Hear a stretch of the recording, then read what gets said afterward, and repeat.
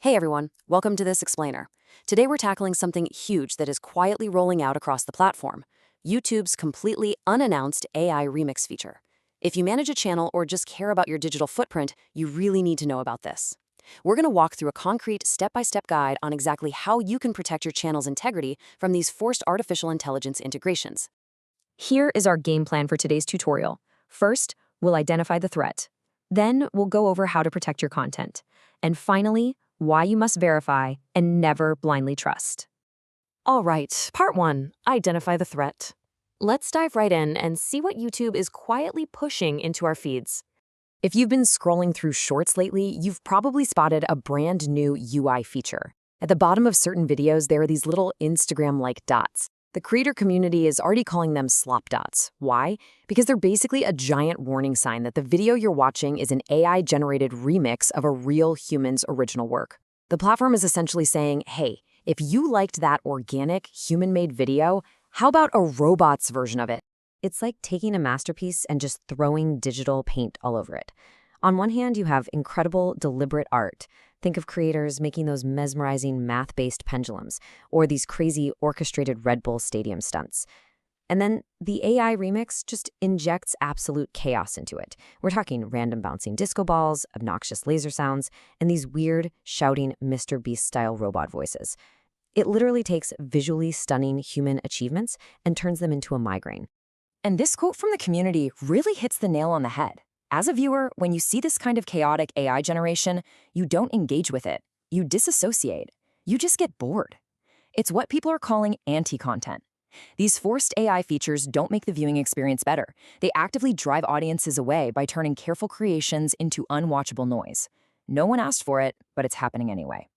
Okay, let's move into part 2, protect your content. It's time for the tutorial phase. So how do we actually shield our channels? You've got to be proactive here. You can't just sit back and hope nobody remixes your hard work. Here's exactly what you do. First, jump into your YouTube video manager. Second, click into the details of your video. And third, you're going to want to scroll down, like almost all the way to the bottom. Look for the section called Shorts Remixing. This is the control center for your permissions. Now here's where things get incredibly frustrating.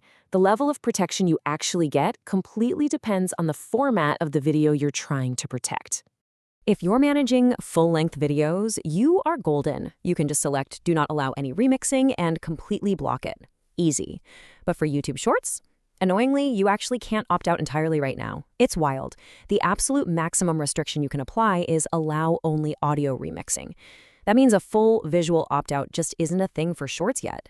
Still, limiting it to audio only is absolutely your best line of defense right now to keep that chaotic visual AI slop away from your content. All right, moving on to our third and final section. Verify, don't trust. Let's zoom out and look at the bigger picture here. This YouTube situation is really just the tip of the iceberg. There is massive pressure right now for corporations to cram artificial intelligence into literally everything, mostly just to please shareholders, it seems. Because of this, tools like Google's AI Overview and Microsoft Copilot are constantly hijacking the top of our search results. But as professionals, we absolutely cannot afford to blindly trust these tools for our research. Let me give you a perfect example. $50. A creator was doing a deep dive investigation into a live stream scam. The scammers kept pressuring viewers to buy them a digital gift called a laughing disco. The creator had no clue what that was or what it cost in real money, so they Googled it. Google's AI overview popped right up at the top and confidently declared that a laughing disco costs exactly $50.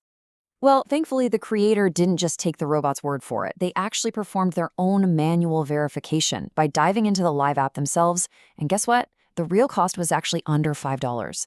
If they hadn't done that manual human check, they would have published an expose that was off by 10 times the actual amount. Imagine claiming scammers are making $50 a pop when it's really $5. That kind of blind trust will instantly nuke your journalistic credibility. And honestly, the stakes can get way, way higher than just a damaged reputation. Listen to this insane real-world story from a user.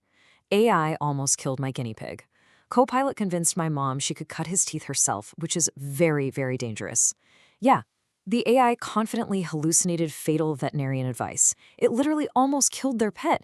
It's a terrifying reminder that throwing AI at everything doesn't magically make it safe or accurate. So, let's wrap this up. AI features, whether it's wild video remixes or hallucinating search bots, are aggressively rolling out whether we ask for them or not, and they're highly unreliable. Your absolute best defense here is strict proactive channel management. Go into your settings, lock down those remix permissions, and please always fact-check your text outputs manually. Don't let blind trust ruin your hard work. I'll leave you with this to chew on. As these massive platforms keep prioritizing forced artificial convenience over actual, authentic human art, what are you going to do to defend your own creativity? Take a few minutes today, lock down your channel settings, verify absolutely everything, and protect your digital footprint from becoming someone else's AI slop. Thanks so much for hanging out with me for this explainer, and I'll catch you in the next one.